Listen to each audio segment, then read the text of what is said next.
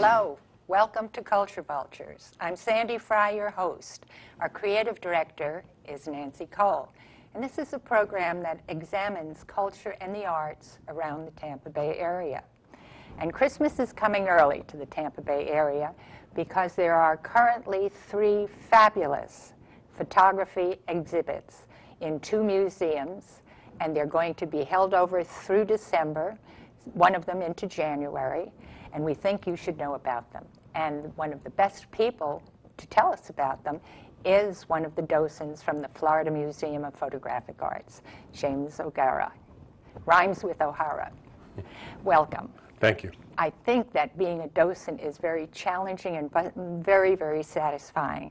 We talked a little bit about America being a volunteer nation, and certainly Tampa is a poster city for that kind of thing. They have volunteers galore, and that makes the city very vibrant, and it gives everybody a sense of community.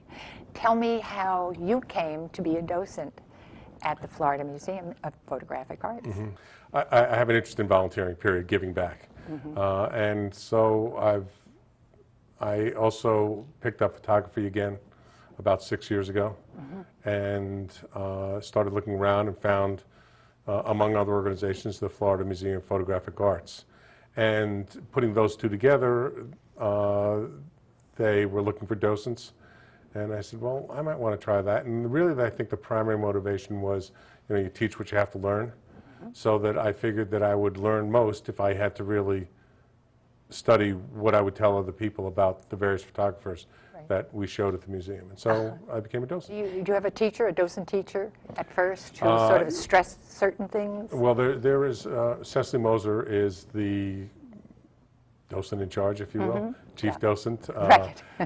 So she put together a whole training schedule, presuming you have no basis in art history and photographic criticism and that sort of stuff. So there's a whole reading regimen, there's an interview process you go through, and that sort of thing. And then there's ongoing training as well, especially when you come up to each exhibit. I think that there is great meat in the 2 exhibits that are currently going. And the first one, of course, is Dorothea Lange. You know, and you're the docent who is explaining Dorothea Lange's exhibit, but I'm sure you heard her name before. And since you're a devotee of black and white photography particularly, you probably have heard of her and seen her work before, but tell us about it. Yes, I've seen her work before, and it's pretty widely published because it's part of the Library of Congress and in the archives of the United States government. So you see a lot of different of her photographs. They're very widely used, especially the Migrant Mother, which we talked about earlier. It's one of her popular photographs and used all over the place for many different commercial and non-commercial uses. The difference is, though, in this exhibit, I was just flabbergasted at how wonderfully printed all of her photographs were. So seeing them in books and in advertisements and other media was a mere shadow of what I saw when I saw the prints at the museum. Truly striking. More than many other photographs and many other photographs exhibits that I've seen. Really very impressive. Is it because of a certain process she uses? Well, no, does she? Well, she did a lot of her own darkroom work. That is, took the photographs and developed the prints, enlarged the prints. But that was only part of it because a lot of her work she had to ship back to Washington. When she did the work for the Army, she did the work for the Foreign Securities Administration, she had to send her unprocessed negatives back to Washington. They would send her new film. And in many cases, she never saw much of her photographic work until she was putting together an exhibit and a book much later when she was in her, shortly before her death, in fact. So that a lot of pictures that she would request pictures of, she never really got from Washington. And she had pictures published that she never knew how they were enlarged or what the format was and where they were used. She was a very unusual person, and we probably would be putting the horse before the cart Okay. by talking about how she grew up and how she decided to be a photographer. Dorothea's autobiography is called A Life Without Limits. And there was a group of us, there's a Florida Museum of Photographic Arts book club, and that was one of the books we read prior to the Dorothea Lange exhibit and discussed. And we tried to figure out what the meaning of the title was and how it meant, because the author was never really explicit about these are the boundaries that she broke through or the limits she overcame. But they did talk, about her polio. She had polio, and they would continue to describe how it never held her back. She never allowed it to hold her back. She always went the extra mile, worked the extra hour, regardless of how tiring it was, especially as she got older. She had other problems as well, other physical ailments for the last 20 years of her life. She was pretty much in constant pain because of various stomach problems and things like that. So there were those were the only limits that you could ascribe. Not, excuse me, I really shouldn't say the only limits. Right. I think her father abandoned the family. Father abandoned the family. She got interested in photography at age 17. She had decided that that's what she wanted to do, went to some of the top photographers of the age and apprenticed with them in an environment where the male was definitely the dominant figure, where a female photographer was not really a common fixture. Right, few and far between. Few and far between, Yeah. and in fact, the sexism of the period was rampant throughout her career. So that even as she worked for various government agencies, there was real discrimination. Sure. And that was exhibited both in her work, but also in the photograph she was supposed to take. Right. Well, her mother wanted to be a teacher, which has always been the safe fallback for any woman, and certainly at that time. And it sort of reminds me of Georgia O'Keeffe, who was a teacher. And in addition to that, her mother had her take care of one of the younger sisters for quite a while in one of the Appalachian states, I believe. At any rate, both those women were able to go right through that particular barrier, or I think that's a pretty good word for it. It was a barrier. It tended to put women in their place at the time. But she also had, and Dorothea I'm thinking of, had a great ability to bond with her subjects. Not to talk down to them, not to talk up to them, not to arrange them. I think she talked to them a long time before they became so accustomed to her and found that she was such a sympathetic individual that they relaxed. She would often set up the camera or have an assistant set up the camera while she talked with her subject. Right. And in doing so, she related to them directly before she ever picked up the camera or got behind the camera. She also used a fairly large instrument, so it was sort of unavoidable, but many of her contemporaries describe her ability to sort of have the camera and sort of melt into the background.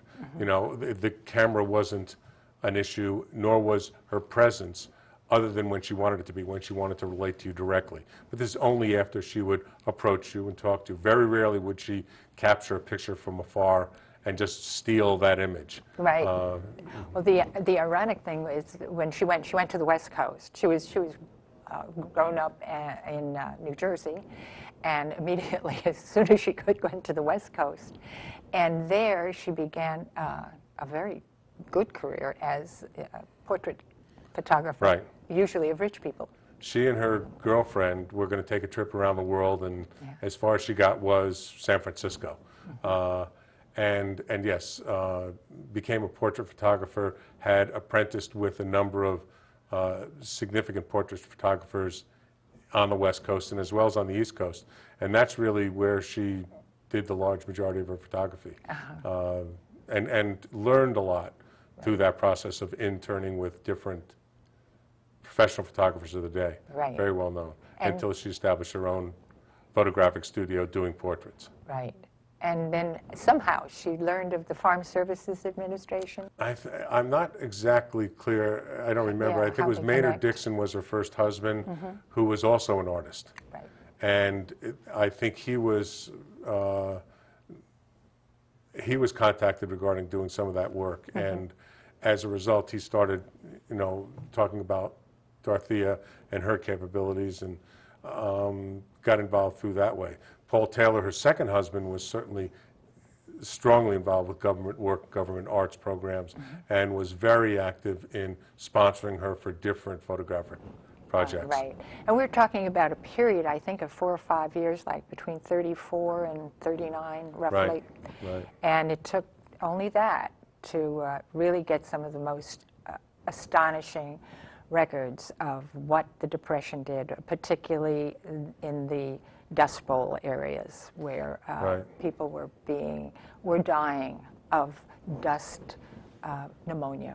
A large majority of her pictures were taken on the West Coast, where she was documenting, not necessarily the Dust Bowl, although she did do Dust Bowl pictures, she was documenting the results of the Dust Bowl, that is the migration to the West, and the lives that these people had made either on the way or in the West. So there were migrant workers or migrant camps that she was going into. It was in the cities, it was the bread lines and the soup kitchens and the people who were down and out, that she was documenting. I think she always said, though, that she didn't see them as down and out. She saw the courage and she saw the willingness to just stand up every morning and go out and do what it takes. I think that the migrant mother, which has become an icon of this whole period, I think, it says it best. And I was telling you that I thought black and white photography often has to be examined and re-examined, because I did not realize that the two children beside her were asked to turn their faces so that they wouldn't be seen. And she looks like she has something at each arm, and then I realized it was her children. I assumed that they didn't want to be seen, but she in fact knew it would really make a fantastic exhibit. That was the artist in her. That was really her artistry, being able to see the impact that would have. In fact, many of the reproductions that you see, that's what makes it so stunning when you see the photograph as it was originally intended, rather than in various reproductions in books and whatnot. I mean, I never noticed both children in one, in various other times that I've seen the picture. So that what comes across when you see the actual image is how she actually saw what she wanted and told the kids, please turn away. Lean closer to your mother and turn away. Turn away, right. And actually, the question was, when does a photograph become art? And that's when it comes. By the way, the Cartier-Bresson exhibit, which is in the Tampa Museum of Art, talks about Bresson, who was just a little bit ahead of Dorothea Lange, but he developed a great dedication to finding the moment, being patient, and waiting. Up until that time, photographers for periodicals really were just considered part of the furniture almost. They would say, take the picture. And he said, no, we're not just going to take any picture and run and get it developed. We're going to wait for the picture. And I think that was very early in America, at any rate. Oh, of course, she was French, but nonetheless, began, and most people who were in photography at the time were more than willing to accept it. I think that Dorothea Lange, as a photographer, would have looked at herself as a worker and a documentarian. And she did have an artistic eye. And what I've seen over and over again at exhibit after exhibit is all these photographers are great, and one of the common elements you could say for all of them is that they took time. In Dorothea Lange's case, she took time first to relate to her subject, and then she took time to wait for the subject. And that's really the photographer's art, is being able to get the picture on a consistent basis and knowing that this is the one element that's going to make it. So turning one direction, going higher, going lower, having the subject turn in one direction.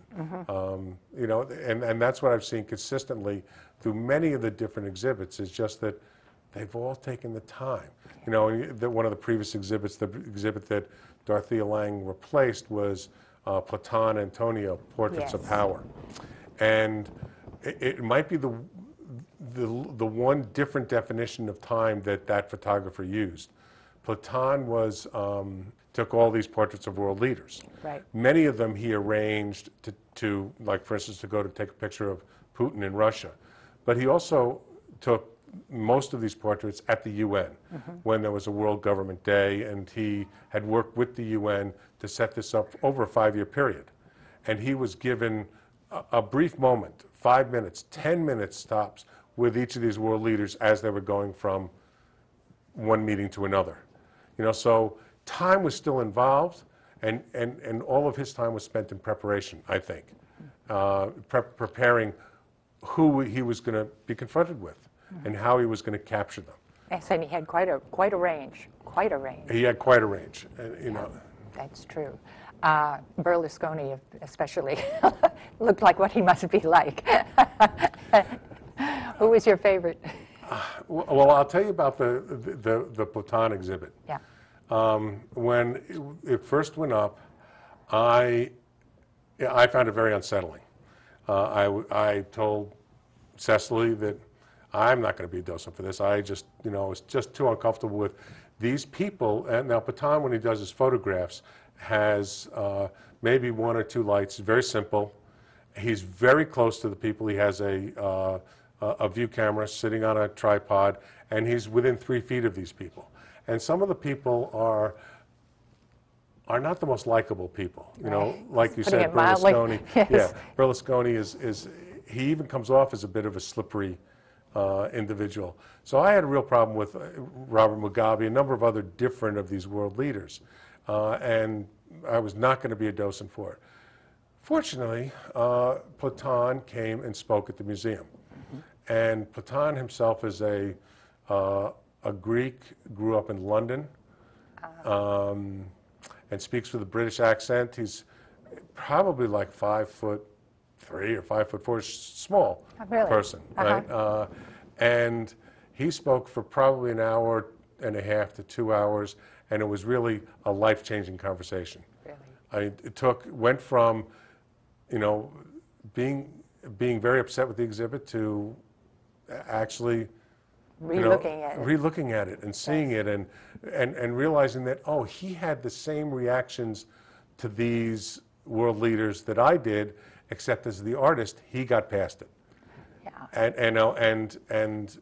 And related the stories and was focused on producing his heart. And that, you mentioned courage earlier, and that's where I think the courage comes in of a Dorothea Lange and a Platon, of all these photographers, the courage to just stick it out, or to know that it's there, or to see it coming, or to, you know, step out beyond where, you know, you and I might step.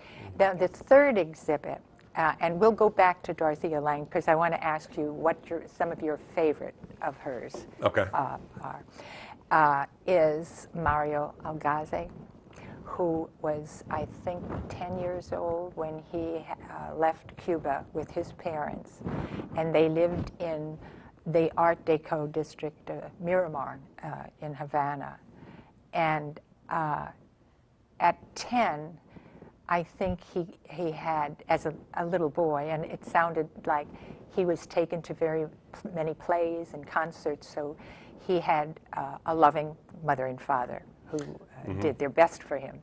And those kinds of images, I think, are what stayed with him. But he was, what, 52 before he got back? 1999, he was able to return. He had a very privileged existence, you know, or good middle-class existence when he grew up, and he remembered it very, very fondly, you know, going to concerts and, you know, going to restaurants and, you know, that sort of thing.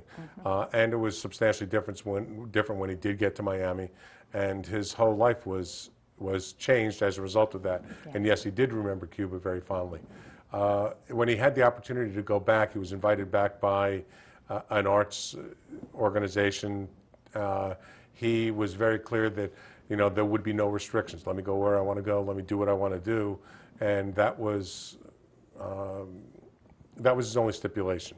And yes, he produced some wonderful pictures of Cuba, and he spent a lot of time in Latin America. I think I don't remember where, Venezuela or Costa Rica maybe, and he thought of it as his second home because he did miss Cuba so much. He did. You know, until he became an American, moved to America. Right.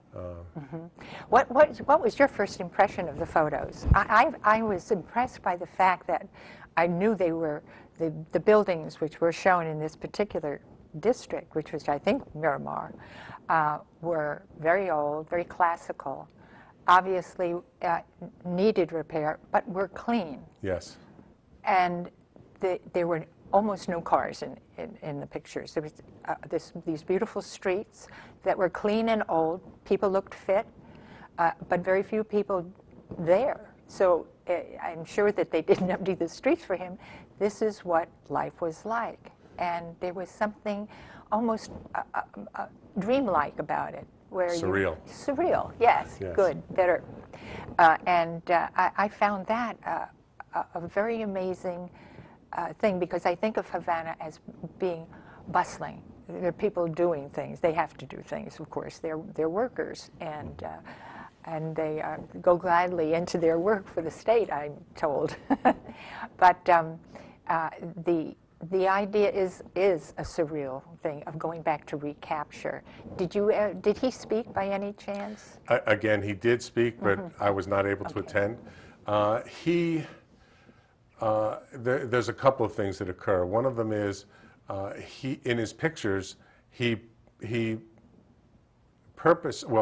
I say purposely put very few people in them. You know, so you'll see pictures of one person, the bartender or the storekeeper, that sort of thing. Yeah. But he was also taking pictures early in the morning or late at night, because that's why you see the dark shadows that he has. Yes. Not in the middle of the day. He would tell you that. He'd get up, you know, before sunup, and he'd be taking pictures just before sunset. You know, so that he was using the dramatic lighting to get the pictures that he wanted. He also felt like that sideways lighting provided more view of the texture to show the oldness of the buildings. It's very interesting when you have someone come to the museum who is Spanish or Latin background, and you get a different picture of what some of the pictures are and what the meanings are. You know, which Mario Algazi, or at least I don't know that he went through. But he may have. But he may have. Yes, as I said, I met a young woman who left when she was 13, and I think that's at the kind of age before you mature and you have your growing up experiences, is that dreamlike quality of how wonderful it is, you know, with loving parents and everything's fine. You know? Yeah. Well, let me take you back to Dorothea Lange. We are Okay. talking about another kind of existence entirely here. With the survivors of a terrible period in American history. What are your...